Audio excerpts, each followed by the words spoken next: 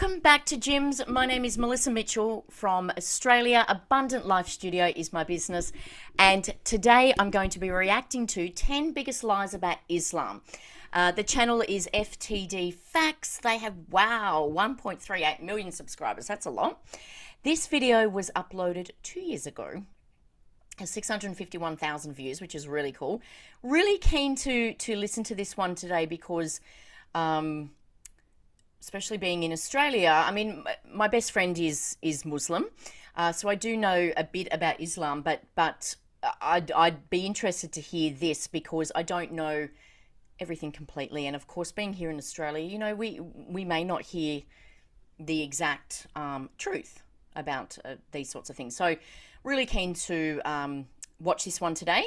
Before we get started, make sure you hit that subscription button, leave your comments below, and of course, if you like this video, give us a thumbs up, tell us why, and and of course, tell a friend about JIMBS. We're also on Facebook and Instagram, JIMBS Reaction TV. Make sure you go and check it out, and we'll see you over there. Okay, so we'll get started. 10 biggest lies about Islam, FTD Facts. I'm just going to make sure the sound's up. I'm going to push play, and we'll get started.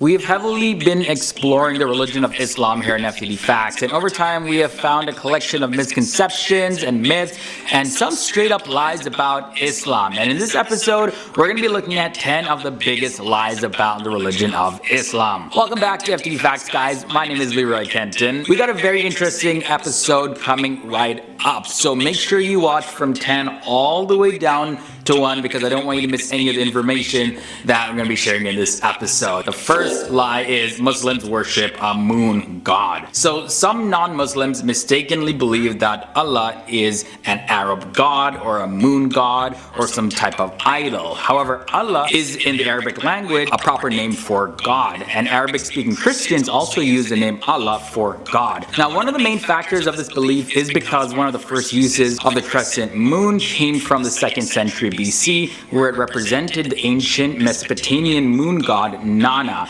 And now today the crescent moon is associated with Islam. So many non-Muslims say, well, look, you worship the moon god. There's even a moon in the symbol of your religion. Next up at number 9, most Muslims are Arabs. Okay, so Islam is often associated with Arab people. But did you know that Arabs make up only 15% of all Muslims? The country with the largest Muslim population is actually Indonesia, and large numbers of Muslims are also found in Asia, Africa, Europe, as well as other parts of the world. Muslims are encouraged to learn Arabic because they believe that the only language that you can really get the full extent of the Quran is in Arabic. Islam oppresses women. Practices like forced marriage, spousal abuse are actually things that contradict Islamic law, and most of the bad treatment towards women actually come from people's own evil natures and their own cultures and their beliefs, and it's completely separate from the faith of Islam itself. Muslims are extremists. Now, this is a big one. Many Muslim leaders and scholars frequently speak out against all forms of extremism, and they offer different explanations and interpretations of Muslim teachings that have been twisted by others to promote extremism. Muslims believe the entire Quran, taken as a complete text, gives a message of hope as well as peace and faith and good virtues, and any form of extremism cannot be justified under proper interpretation of the Islamic faith. Oh boy!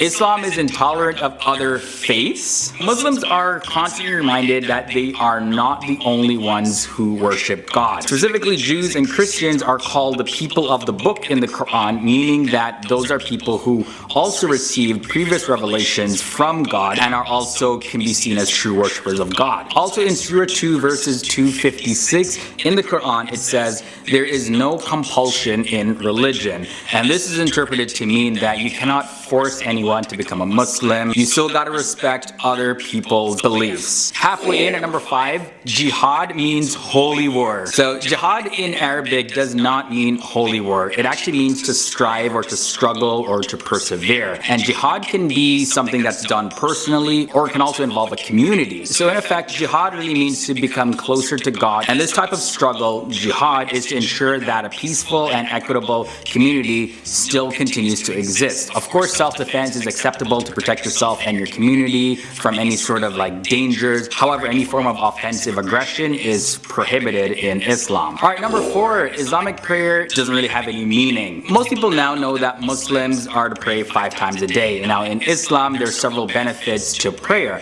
The daily prayers help keep Muslims' minds on God, and it helps Muslims to remember the Quran because they recite passages of the Quran, as well as it's a time to go before God to express thanks, to ask for forgiveness, to look for guidance in your life. So there's a whole lot of meaning for Muslims when it comes to prayer. Alright, number 3, Jesus is completely irrelevant in Islam. That's actually not true. Jesus, however, is revered as a prophet and the Messiah in Islam. The Islamic faith believes that Jesus will return as a Messiah and defeat the Antichrist. This view is also very similar to the Christian view. The only difference is that Muslims don't view Jesus as the Son of God. He's just seen as a prophet when you compare it to the Christian faith. Alright guys, we got 2 more left. So the crescent moon is a universal symbol of Islam. It's actually, yeah, it's not. Okay, so the early Muslim community did not really have any sort of symbols or anything. Now the crescent moon, as well as the star symbol, they actually predate Islam by several thousands of years. And as a matter of fact, they weren't affiliated with Islam at all until the Ottoman Empire placed it on their flag. And over time, the symbol became more associated with Islam, but it's not actually their official symbol. That just doesn't exist. And the number 1 biggest lie, myth, misconception about Islam is that Muhammad is the founder of Islam and Muslims worship him. Muslims believe that Muhammad was God's final prophet and communicated God's final revelation to humanity. Muslims consider Adam, the first man created, to actually be the first Muslim because he was, of course, surrendered to the will of God, and that's what the term Muslim means, one who surrenders to the will of God. Muhammad is held in great esteem, but he's not to be worshipped because worship is only meant to be directed towards God, and it's completely forbidden to worship anyone or anything else. Muslims may, however, celebrate Muhammad's birthday similar to the way that Americans celebrate Martin Luther King Jr. Day. Alright guys, that's all I have for you in this episode. This was your brief look at 10 misconceptions, myths, and lies about Islam. Let me know your thoughts and comments down below about anything that I mentioned in this episode, and also what other lies do you know about. It'll be interesting to see what you guys comment below. And don't forget guys, I take requests on FTD Facts, so if you have any suggestions for future videos, also put those below as well. Now for all you amazing, awesome overachievers who made it to the end, here's another video that you definitely want to check out. Also, my social media links are below in the video description section, so you can follow me over there as well. And if you haven't done so already, hit that subscribe button, ring that bell to join the FTD Facts family, and keep up to date with our daily episodes. Okay guys, you have been super awesome. I can't wait to see you in the next episode. Wow, okay, so that was, let's have a look at that. 10 biggest lies about Islam, FTD Facts. I really liked that. Some of them I knew were false, as in I'd heard the lies and I knew that that wasn't true, but there was some really interesting things in there. I didn't know about Adam. And Muhammad and the whole what he said at the end there, and also the crescent moon and talking about the moon. I hadn't heard of that before, so that was quite interesting. Also, I really liked that he said the Islam faith, you know, it's a lie to say that they're not you know, open to other religions, because as I said, you know, my best friend here in Australia is Muslim and she's so open. I'm not Muslim, I'm an atheist, and we get along so well. I respect her view, religion, she respects me, and there's never been an issue. And in our community too, we mix with a lot of, so, you know, last week I was at a Nepalese event for Tej, and my Muslim friend was there. There was a lady from Pakistan there who's in council here, so she works at the city council, and we're all just connected. So I really do believe that with Islam, it is very open, because I've experienced that myself. Not once have I ever been made to feel, you know, different, and you know, likewise with my friend. friend who is Muslim. She's never, around me. Everything is open, and I'm very, she'll invite me to Eid, and I'll go over, and I'm part of her celebrations. And I think it's a really beautiful thing that the faith embraces that, particularly in the community. Unfortunately, she had. So my friend is from India, and there was another Indian lady here who wasn't Muslim, and unfortunately she wouldn't let the two children play.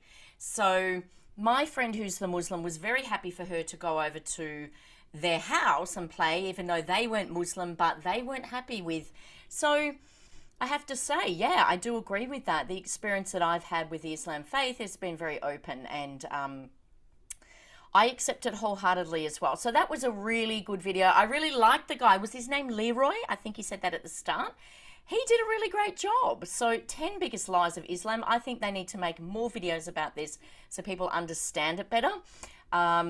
Because perception in the Western culture, yeah, we can have a perception because it's filtered and we don't get told the truth. But I've lived in Dubai before, and I've traveled to Pakistan and many Islamic countries as well, and Sudan and countries like that, Bangladesh, and I'm very open to it. So we need more videos like this so that more people can understand the faith. So that was really good. FTD Facts, 2 thumbs up for that one.